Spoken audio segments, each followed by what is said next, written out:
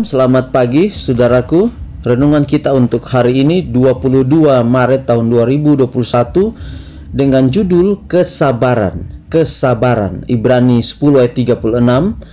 Kalian perlu bersabar supaya kalian dapat melakukan kehendak Allah dan dengan demikian menerima apa yang dijanjikannya. Sekali lagi, kalian perlu bersabar supaya kalian dapat melakukan kehendak Allah dan dengan demikian menerima apa yang dijanjikannya. Ibrani 10 ayat 36 di dalam bahasa Indonesia sehari-hari. Hidup sebagian orang tidak ada damai atau sukacita karena mereka tidak pernah keluar dari lingkungan diri.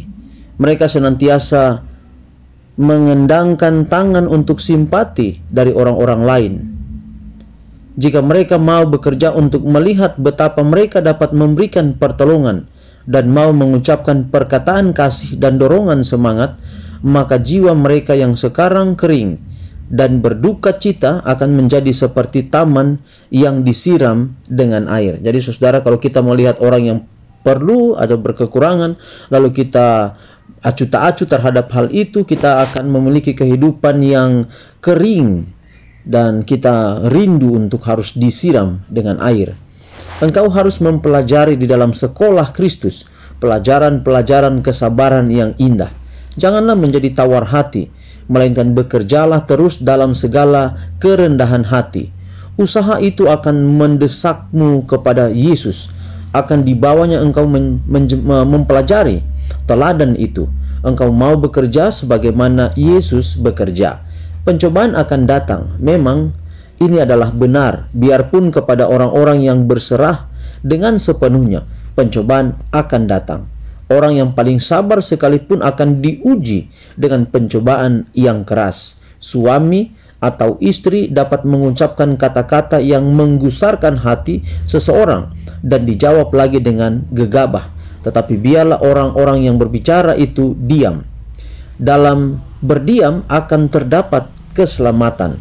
Berdiam sering menjadi teguran yang sangat keras yang dapat diberikan kepada seseorang yang berdosa dengan bibirnya. Jadi kalau kita mendengar mungkin ocehan orang memarahi kita, maka cara yang paling penting bersabar itu adalah dengan cara untuk berdiam. Maka dengan demikian itu juga akan menjadi suatu teguran kepada orang itu. Apabila mereka atau anak-anak muda tidak dapat mengendalikan diri dan mengucapkan kata-kata dengan nafsu, suatu sikap berdiam adalah cara terbaik untuk menghadapinya. Bukan bersikap mencela atau bersoal jawab atau menghukum. Sebagai hasilnya, pertobatan akan terjadi dengan segera. Berdiam itu adalah emas yang sering bekerja lebih baik daripada segala kata-kata yang dapat diucapkan. Bila mana orang-orang lain tidak lagi dapat bersabar, cerewet, dan bersungut-sungut karena tidak dapat menahan diri, mulailah menyanyikan beberapa nyanyian dari buku lagu Sion atau nyanyian rohani lainnya. Sementara Kristus bekerja sebagai tukang kayu. Nah, ini penting saudara, bahwa kalau kita mungkin punya niat untuk mencereweti orang atau mungkin mungkin memarahi orang, maka gantinya kita mau melakukan itu lebih baik menyanyi. Dengan itu, maka itu akan menggantikan ketidaksabaran kita. Tetapi dia akan mulai menyanyikan beberapa nyanyian Mazmur, dan sebelum mereka sadar dengan apa yang mereka lakukan, mereka sudah terpengaruh sehingga mereka menggabungkan diri menyanyi bersama dia. Oleh pengaruh Roh Suci mereka berbuat demikian. Nah, tidak hanya kita, jika orang lain mungkin memarahi kita, mereka mungkin mengkatai-katai kita, tidak mendengarkan kita, maka cara untuk menanggapi itu dengan menyanyi, agar orang yang lain itu dapat kemudian mungkin juga bisa ikut bernyanyi. Ini pengalaman yang tadi kita sudah dengarkan. Teladan Kristus yang sempurna dan anugerah Allah diberikan kepada manusia untuk menyanggupkan dia mendidik anak-anaknya lelaki dan perempuan supaya menjadi putra dan putri Allah. Luar biasa saudara, kesabaran ini sulit sekali untuk dilakukan. Pendeta sekalipun kesabaran ini sangat sulit untuk dikerjakan. Tetapi ini penting sebagai putra dan putri Allah.